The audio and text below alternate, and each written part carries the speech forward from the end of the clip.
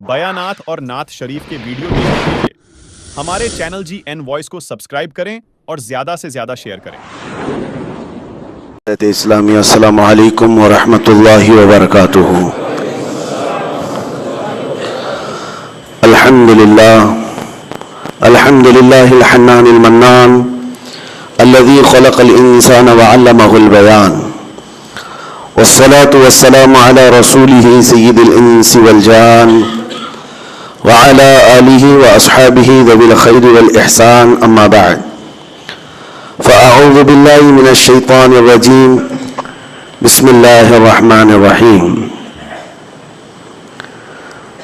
قل إن كنتم تحبون الله فاتبعوني يحببكم الله ويغفر لكم ذنوبكم والله غفور رحيم۔ صدق الله مولانا العظيم۔ بارگاہ رسالت معاب صلی اللہ علیہ وسلم میں درود پاک کا ہدیہ پیش کریں۔ اللہم صلی علی سیدنا و مولانا محمد معدن الجود والکرم وآلہ واصحابہ الکرام ابنہ الکریم وبارک وسلم صلاة دائمة سرمدا ابدا۔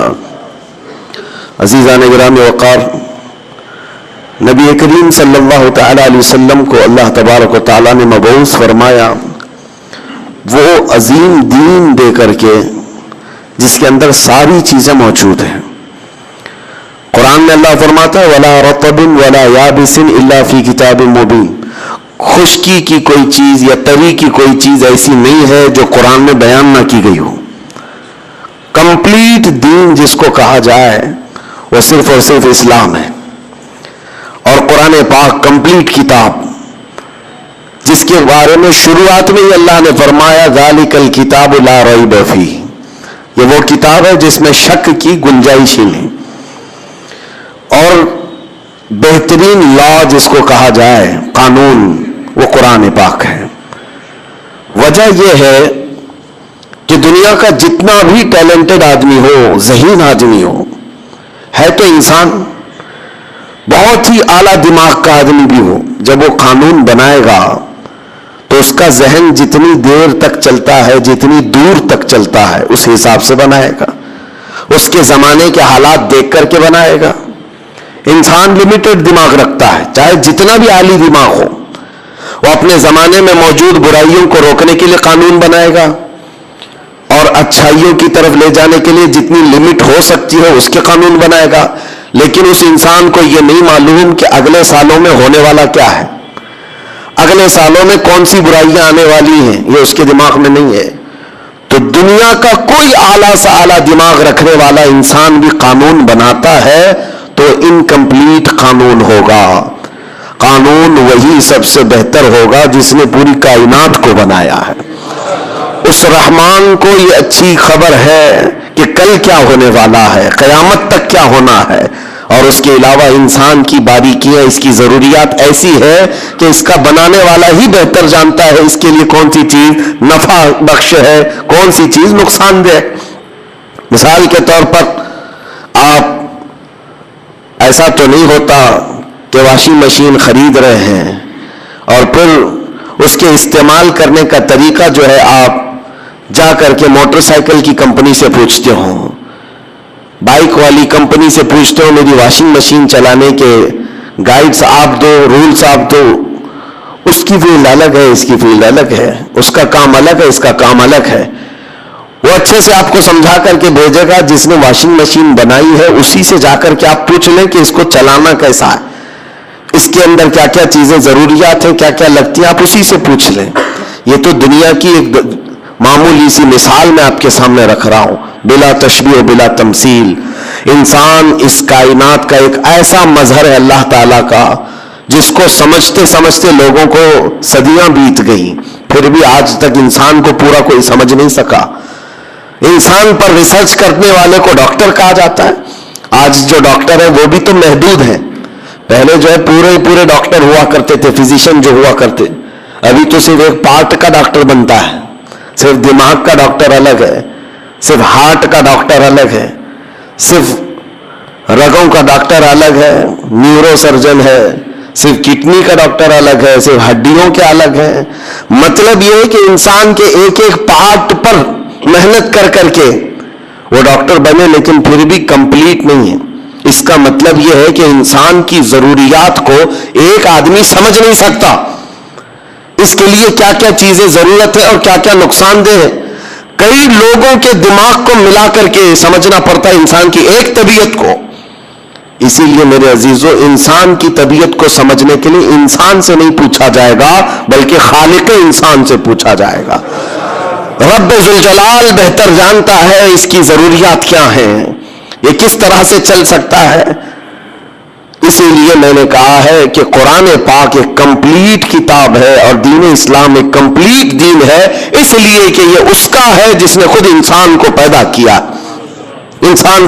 کیا ہے.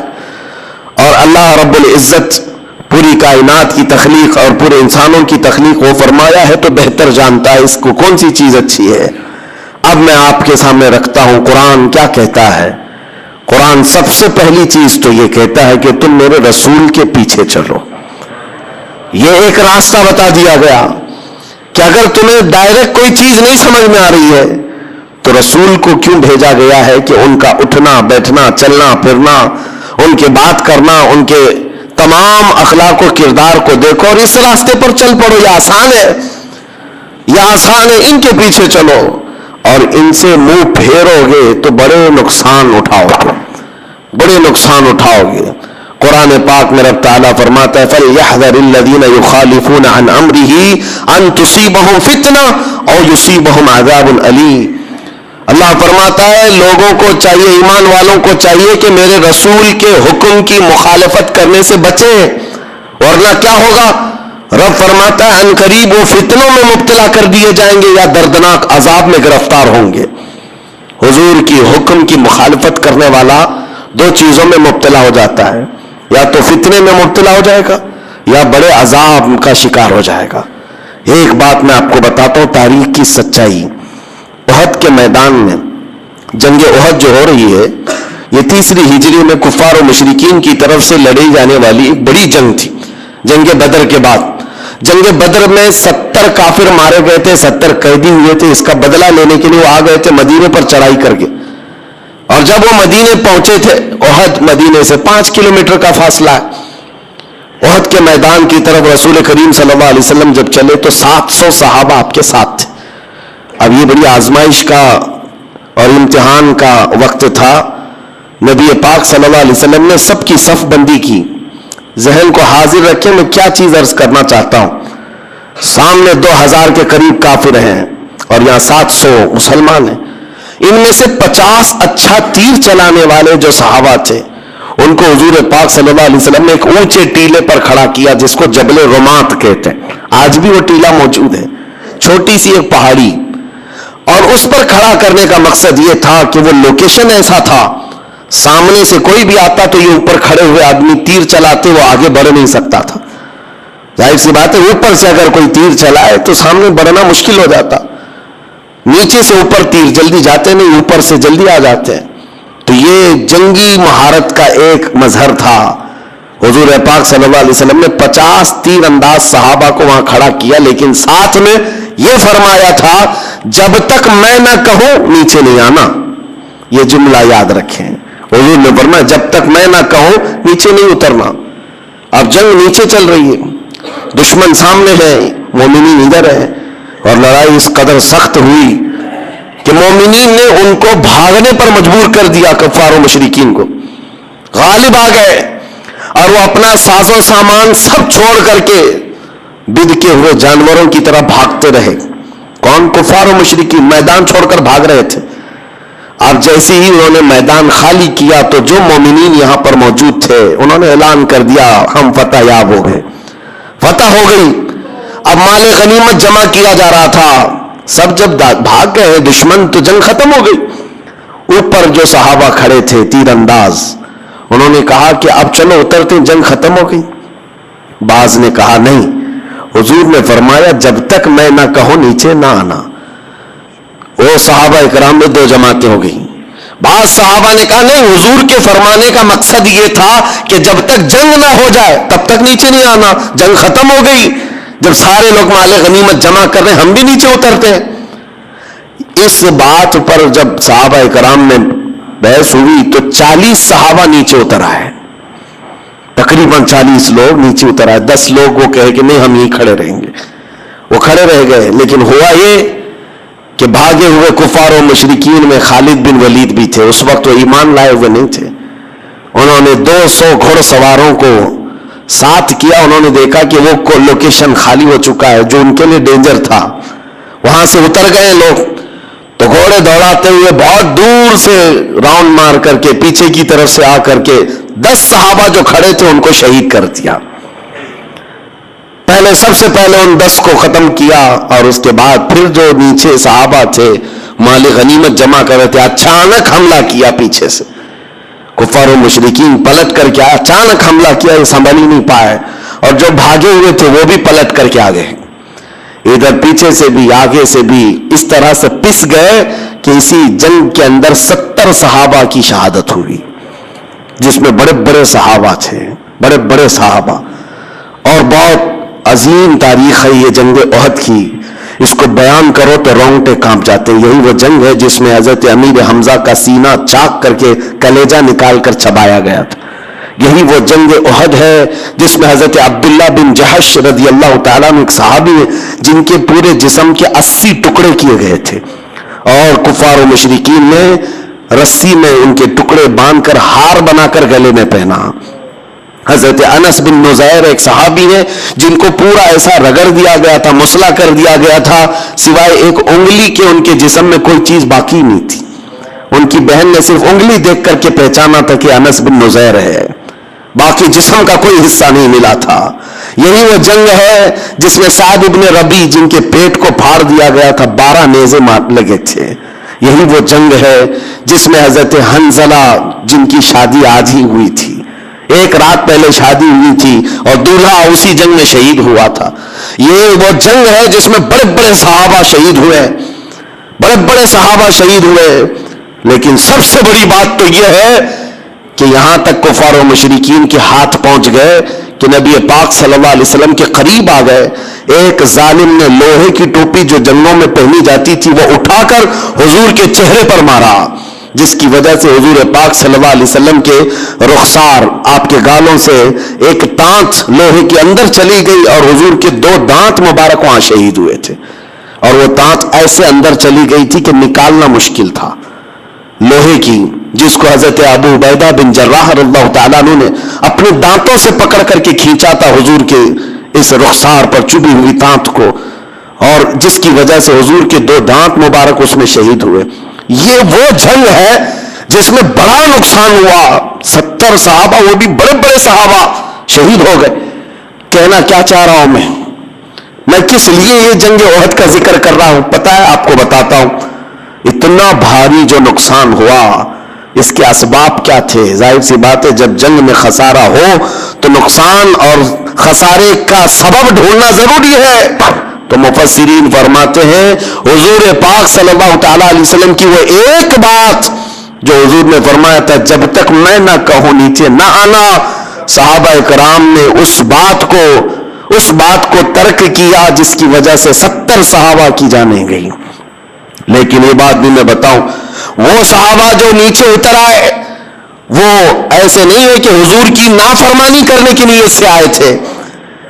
ان کے ذہن و دماغ میں یہ نہیں تھا کہ حضور نے جو کہا ہے وہ ہلکے میں لے لینا ہے، نہیں، وہ ان کی اجتہادی خطا تھی. انہوں نے یہ سوچا کہ حضور نے جو فرمایا وہ جنگ ختم ہونے تک کے لیے فرمایا ہے، جنگ ختم ہو گئی ہم اتر آئے ہیں. لیکن اس ایک خطا کی بنیاد پر اتنا بڑا نقصان، اسی لیے مفسرین فرماتے ہیں قرآن کی وہ آیت پڑھو، رب نے فرمایا میرے رسول کے حکم کی مخالفت کرنے سے بچو ورنہ فتنے میں مبتلا ہو جاؤ گے یا دردناک عذاب میں گرفتار ہو جاؤ. وہ تو صحابہ تھے، عظیم صحابہ تھے جنہوں نے جان بوجھ کر کے کبھی رسول کی مخالفت کرنے کا سوچا ہی نہیں، پھر بھی نقصان اٹھائے. اور آج دنیا حضور کو جان بوجھ کر کے مخالفت کر رہی ہو، حضور کے احکام کو پیٹ پیچھے ڈال دیے ہو تو 70 کا 70 لاکھ جانے جائیں گی. آج تو بڑا نقصان اٹھانا ہوگا.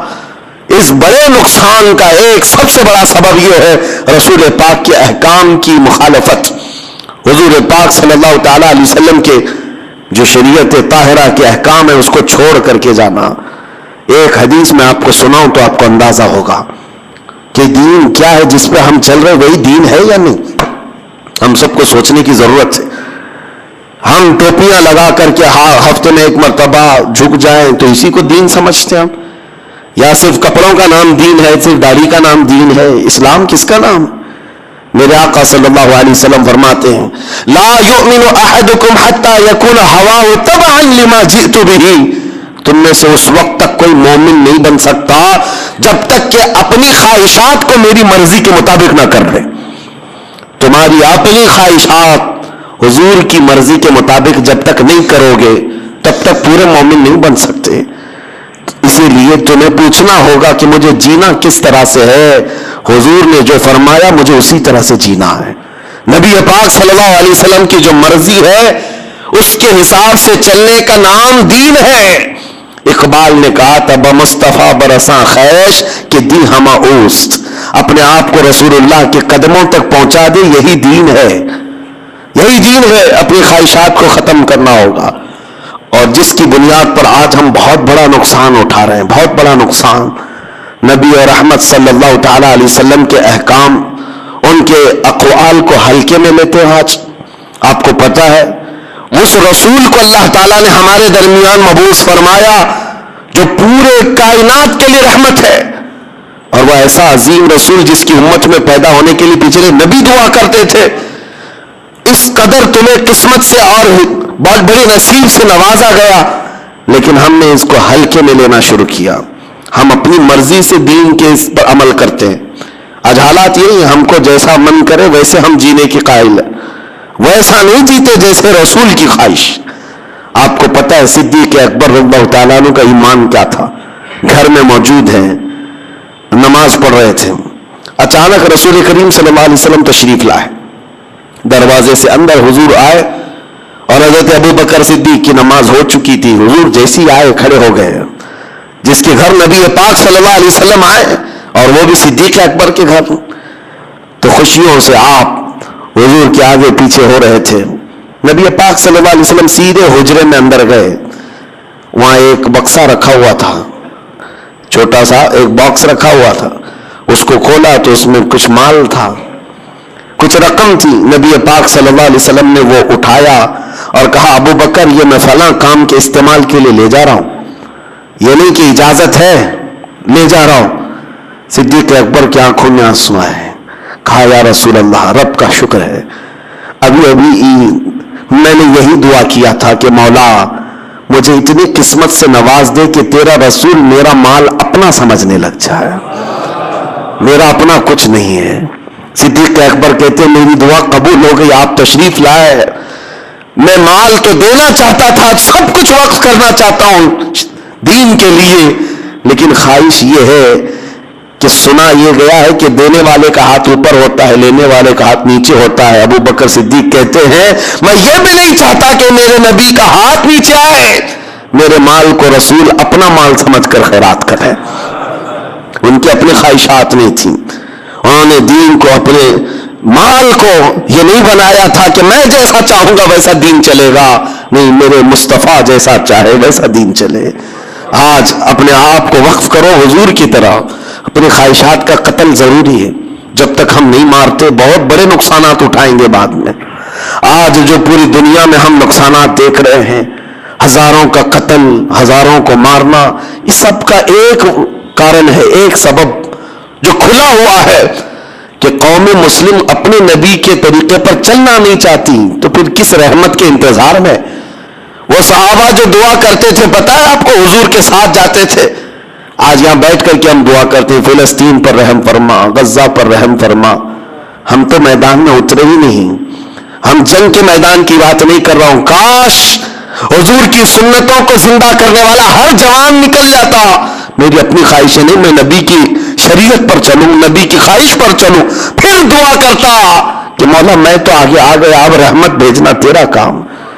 وہ صحابہ تھے، چاہتے تو مدینے میں بیٹھ کر کے دعا کر لیتے، حضور کا دامن پکڑ کر کے کہ مولا جو بدر میں آ رہے کافر سب کو ہلاک کر دے. وہ صحابہ تھے، اس میں صدیق اکبر ہے، فاروق اعظم ہے، عثمان غنی ہے، حیدر کرار ہیں، بڑے بڑے صحابہ ہیں. حضور پاک صلی اللہ علیہ وسلم مدینہ طیبہ میں موجود ہیں. یہ سب صحابہ دعا کر دیتے وہاں تک چل کے کیوں گئے؟ 160 کلومیٹر دور تک چل کر کے گئے. پتا ہے اس میں سے ایک جنگ ہے جس کے بارے میں حضرت ابو ہریرہ فرماتے ہیں جب ہم چل کر کے گئے تھے تو پیروں میں سب کپڑے باندھے ہوئے تھے، کپڑے پھاڑ پھاڑ کر کے پیروں میں، چپل کسی کے نہیں. پوچھا گیا کہ کیوں کپڑے باندھتے تھے؟ کہتے ہیں کہ پہاڑی راستہ تھا، چل چل کر کے ایک صحابی کے بھی ناخن باقی نہیں تھے، سب کے ناخن ٹوٹے ہوئے تھے، سب کے ناخن ٹوٹے ہوئے، اور کپڑے باندھ کر کے یہ لوگ چلتے تھے. 160 کلومیٹر دور، گرمیاں نہیں دیکھی، ٹھنڈیاں نہیں دیکھی، حضور کے پیچھے چل پڑے. اور جب بدر کے میدان میں آئے تو حضور پاک صلی اللہ تعالی علیہ وسلم نے پوچھا بھی تھا جس کو جانا ہے وہ جا سکتا ہے، واپس جو مدینہ جانا چاہے وہ جا سکتا ہے. اس میں انصار صحابہ جو مدینے سے چل کر کے آئے تھے. اچھا ایک بات یہ بھی بتا دوں، جنگ بدر کیوں ہوئی؟ مسئلہ تو تھا کہ جو صحابہ مکہ سے ہجرت کر کے آئے تھے، کفار و مشرکین ان کا مال لوٹ چکے تھے مکہ میں. اب وہ قافلے میں جا رہا تھا مال ملک شام تجارت کے لیے. تب حضور نے فرمایا کہ جن کا مال لوٹا ہے کفار مکہ نے، چلو نکلو اس قافلے کا راستہ روکو، ہمارا ناحق مال لے کر کے جا کر کے وہ بیچ رہے ہوں، ہم اپنا مال کا مطالبہ کریں گے. تو یہاں بات سمجھ میں آتی ہے کہ جو مکہ سے ہجرت کر کے آئے تھے صحابہ جن کا مال لوٹا گیا تھا، وہ اگر جنگ میں جاتے تو سمجھ میں آتی بات.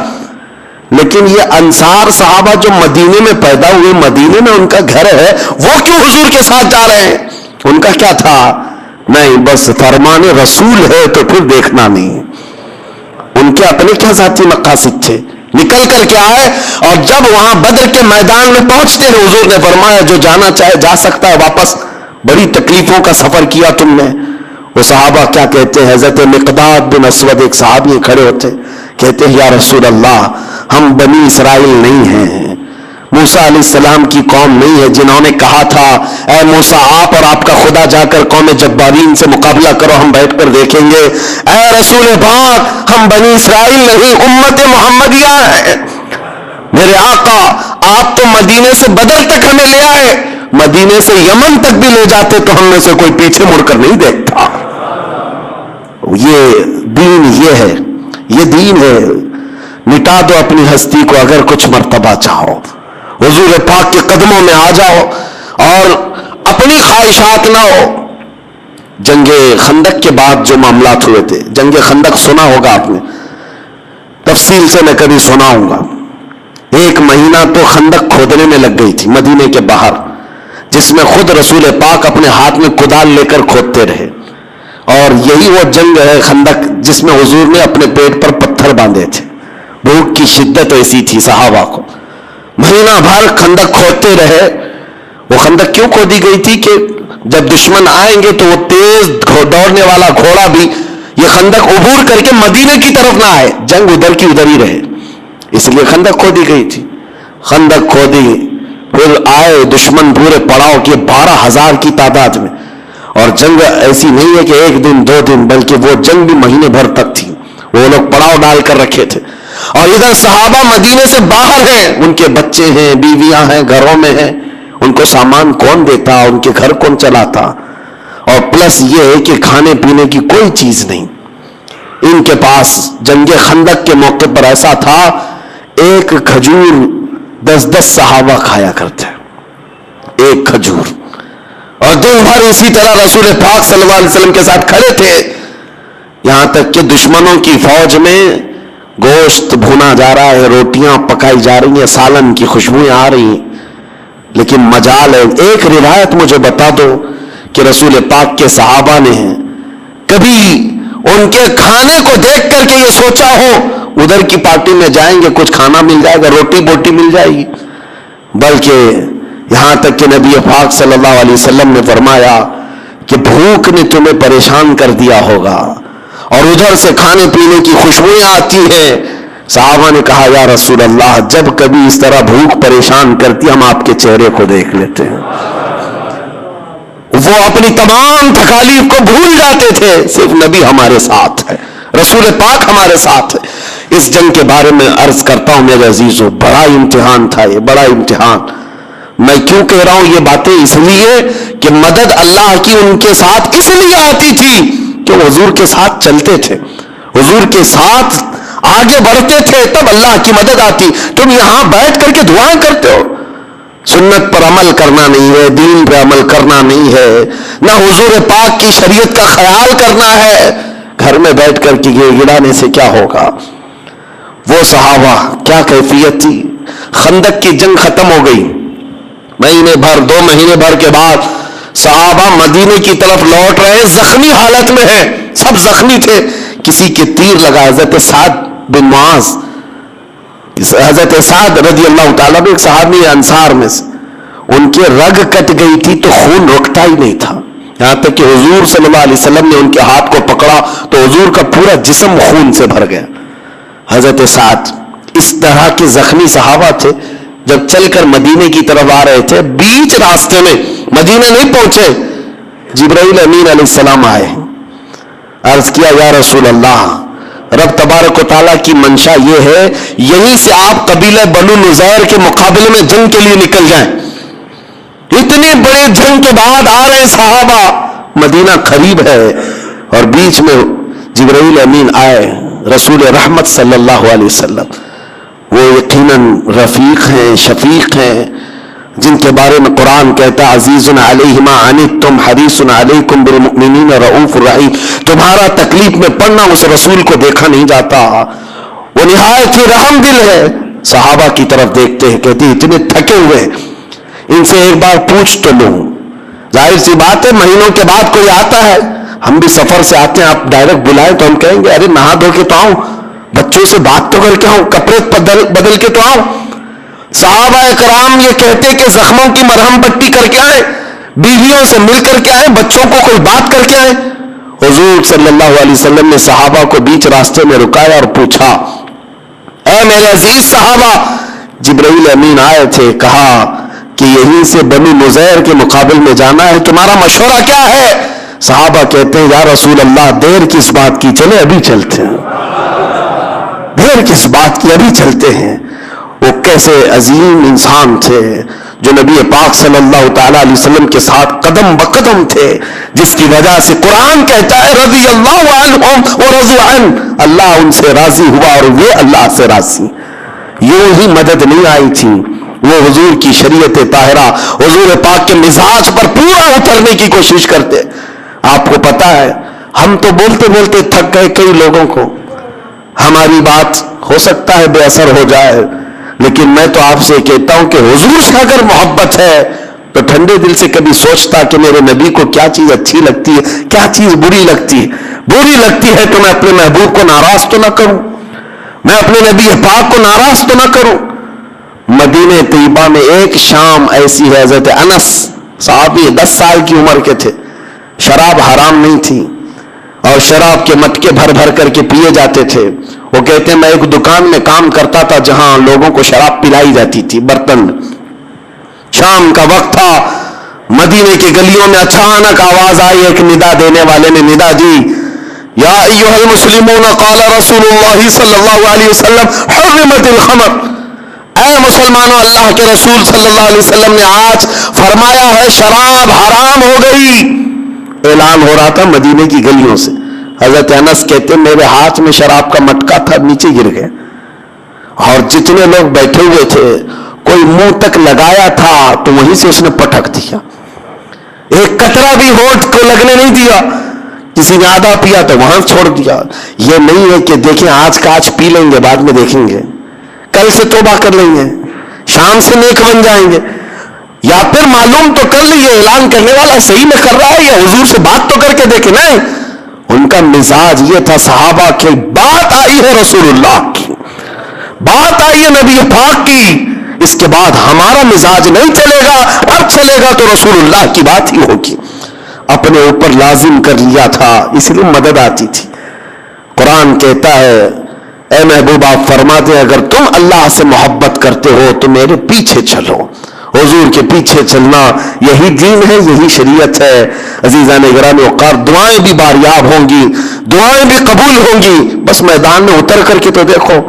بعض لوگوں کو یہ لگتا ہے میدان میں اترنے کی بات کرتے ہیں تو پروٹیسٹ کے لیے, جنگ کے لیے. نہیں میرے عزیزو, بہت ہو گئے پروٹیسٹ, بہت ہو گئے. میں جس میدان میں اترنے کی بات کر رہا ہوں وہ عمل کا میدان ہے. اپنی خواہشات کو پیچھے رکھو اور عہد کرو کہ مجھے چلنا ہے تو رسول اللہ کے مزاج کے مطابق چلنا ہے. حضور جس چیز کو پسند کرے میں وہاں چلوں, پھر اللہ کریم کی وہ مدد بھی آئے گی, رحمت بھی آئے گی. ہم بیٹھ کر کے یوں نہیں تسبیح گھماتے رہیں, بدلنا نہیں چاہتے اپنے آپ کو, چھوڑنا نہیں چاہتے. جن کی لت ہمیں لگی ہوئی ہے, جن برائیوں کی عادت ہمیں پڑی ہوئی ہے, اس کو نکالنا بھی نہیں چاہتے اور بار بار مدد کی دہائی بھی دیتے ہیں. اسی لیے میرے عزیزو, قرآن کہتا ہے ان اللہ لا یغیر ما بقوم حتی یغیروا ما بانفسہم, بے شک اللہ تعالیٰ اس وقت تک کسی کی حالت نہیں بدلتا جب تک وہ بندہ خود اپنی حالت بدلنے کی فکر نہیں کرتا. وہ قوم اپنی حالت بدلنے کی فکر نہیں کرتی, اس وقت تک اللہ اس قوم کی حالت نہیں بدلتا. اور بدلنا چاہے رب تعالیٰ تو کتنی جلدی بدلتا ہے. یہ بھی حدیث قدسی میں میرا رب فرماتا ہے اگر تم ایک قدم آگے بڑھو گے میری رحمت 10 قدم آگے بڑھ کر لے گی. ہاں یہ بھی حدیث قدسی ہے, تم ایک بالشت آگے بڑھو گے تو رب تبارک و تعالیٰ کی رحمت ایک قدم آگے بڑھ جائے گی. وہ ہم وقت تمہیں قبول کرنے کو تیار ہے, لیکن شرط یہ ہے کہ آؤ تو صحیح. جس کو شاعر نے کہا تھا ہم تو مائل بکرم ہے کوئی مانگنے والا ہی نہیں. اللہ کریم وہ رحمت فرمانے والا ہے, لیکن آؤ تو صحیح کوئی. اللہ تبارک و تعالی ہمیں حضور کی شریعت اور ان کے مزاج کے مطابق جینے کی توفیق عطا فرما. خلاصہ کلام یہ ہے میرے عزیزوں, وہ صحابہ جو فائز المرام تھے, بلند مقامات پا لیے, رب کی رضا پا لیے, تو صرف وجہ یہ تھی کہ وہ اپنے نفس سے نہیں چلتے تھے, حضور کی خواہش کے مطابق چلتے تھے. آپ کو پتا ہے ایک مدینے کی خاتون ہے, بڑی حسین و جمیل خوبصورت لڑکی, ماں باپ کی اکلوتی بیٹی. ایک بار حضور پاک صلی اللہ علیہ وسلم کے پاس ایک غریب صحابی آئے, کہا مجھے نکاح کرنا ہے. حضور نے سیدھے اس خوبصورت لڑکی کے گھر بھیج دیا, ان کو جاؤ پیغام لے کر کے چلے جاؤ. اور یہ غریب ایسے تھے, شکل سے بھی ان کی کوئی خاصی توجہ نہیں تھی, شکل ایک کالا رنگ تھا. حضور پاک نے جب فرمایا کہ جاؤ فلاں گھر میں ایک نوجوان لڑکی ہے, نکاح کا پیغام. جب وہ گئے, ماں باپ بیٹھے ہوئے تھے, لڑکی اندر ہے, جوان لڑکی, مدینے کی خوبصورت لڑکی. ماں باپ نے پوچھا کیسے آنا ہوا, کہا رسول پاک صلی اللہ علیہ وسلم نے بھیجا, آپ کے گھر بیٹی ہے, میں نکاح کا پیغام لے کر آیا. انہوں نے شکل دیکھی اوپر سے نیچے, کہا آپ کو حضور نے بھیجا, کیا کرتے ہو؟ کہا غریب آدمی ہوں, مال دولت تو کچھ ہے نہیں لیکن کماؤں گا, میں نکاح کا پیغام لے آیا ہوں.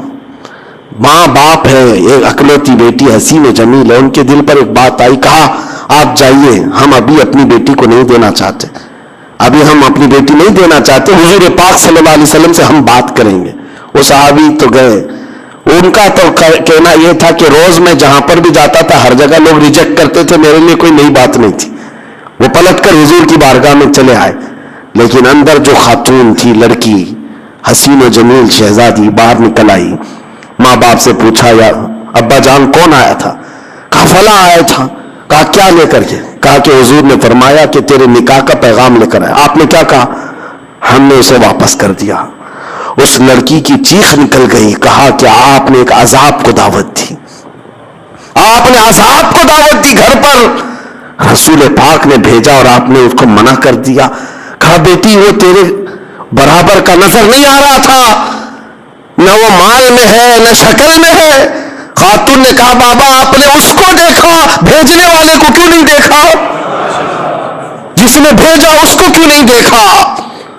باپ کے دل پر بات لگ گئی کہ میری بیٹی نے مجھے کیا کہا. دوڑتے ہوئے آئے, بارگاہ مصطفیٰ میں کہا. وہ صحابی جو پہلے آئے تھے ابھی سنا ہی رہے تھے کہ مجھے ریجیکٹ کر کے بھیج دیا ہے اس صحابی نے, وہ بیٹی نہیں دینے والے. حضور پاک ان کی سنی رہے تھے. یہ دوڑتے ہوئے بیٹی کے باپ آ گئے, کہا معاف کریں سرکار, خطا ہو گئی, معاف کریں, آپ نے بھیجا, میں نے تاخیر کی, مجھے منظور ہے, میری بیٹی کو بھی منظور ہے, جب آپ فرمائیں نکاح قبول ہے, نکاح منظور ہے. اتنی تاخیر بھی صحابہ برداشت نہیں کرتے اگر حضور کا حکم آ گیا ہے. پھر نفس نہیں، اپنی خواہش نہیں. عزیزان گرامی وقار، حضور صلی اللہ علیہ وسلم نے نکاح تو کر دیا مسجد میں، لیکن پتہ ہے اسی رات کو جنگ کے لیے نکلنا تھا. حضور پاک نے اس صحابی کو جو کالے رنگ کے تھے پیسے دیے، جا شادی کے سامان خرید کر کے لا، شادی کا سامان خرید کر لا، گھر سجا لے. وہ گئے خوشیوں سے کہ نبی پاک نے پیسے دیے، مال دیا ہے، بازار میں گئے. لیکن ڈھنڈورچی کی آواز سنی کہ رسول پاک صحابہ کے ساتھ میدان جنگ میں جا رہے ہیں. یہ غریب تھے، شادی کا سامان کیا خریدتے، سب جنگ کا سامان خرید لی، ہتھیار خرید لیے، وہ لوہے کی زرہ خرید لی، لوہے کی ٹوپی خرید لی، گھوڑا خرید لیا، سب کچھ پیسے اسی میں لٹا دی. اور پھر پورے تیار ہو کر صبح کے وقت میدان جنگ میں حاضر آ گئے. اور کوئی نہیں پہچان رہا تھا انہیں، کوئی نہیں پہچان رہا تھا. اور دوپہر تک یہ گھمسان کی جنگ میں تھے. حضور نے دور سے دیکھ کر صحابہ سے پوچھا یہ کون جوان ہے، ہم میں سے تو دکھتا نہیں. صحابہ نے کہا یا رسول اللہ ہم میں سے نہیں، باہر سے کوئی آیا ہوگا، ہم کوئی نہیں پہچانتے اس کو. کیونکہ وہ غریب صحابی ایسے کہ کبھی انہوں نے زندگی میں زرہ نہیں پہنی تھی، کبھی لوہے کے کپڑے نہیں آئے تھے، پیسہ اتنا آیا ہی نہیں تھا. صحابہ جب یہ کہنے لگے حضور مسکرائے، کہتے ہیں تمہیں پتہ نہیں وہ میرا عبداللہ ہے جس کو میں نے کل شادی کے پیسے دیے تھے، اس نے سب جنگ کا سامان خرید لیا. وہ صحابی ہیں لڑتے لڑتے شام سے پہلے جام شہادت نوش کر گئے، شہید ہو گئے. جب وہ شہید ہوئے تو میرے آقا ان کے پاس آئے، ان کے سر سے ٹوپی اتاری اور ان کا سر اپنی گود میں رکھ کر کے ان کے چہرے سے دھول کو صاف کیا. اور پھر قرآن پڑھنے لگے میرے آقا یہ کہہ کر من المؤمنین رجال صدقوا ما عاهدوا اللہ علیہ، ایمان والوں میں اللہ کے کچھ ایسے بندے ہیں جنہوں نے اللہ سے کیا ہوا وعدہ پورا کر دکھایا. اور ان کا مال جو بچا تھا اس صحابیہ کو بلایا جن سے کل نکاح ہوا تھا، کہا وراثت میں اب یہ تمہارا حصہ ہے. میرے عزیزو، اس روایت کو بیان کرنے کا صرف مقصد یہ ہے ان کا اپنا نفس نہیں تھا، ان کے اپنے خواہشات نہیں تھی. وہ چلتے تھے تو رسول اللہ کے پیچھے بمصطفیٰ برساں خیش کے دی ہماؤس. سچ کہا ہے اقبال نے، اپنے آپ کو نبی کے قدموں تک پہنچا دے، یہی دین ہے اور یہی ایمان ہے. مولا اسی دین تک ہم سب کو پہنچنے کی توفیق عطا فرمائے. وآخر دعوانا الحمدللہ.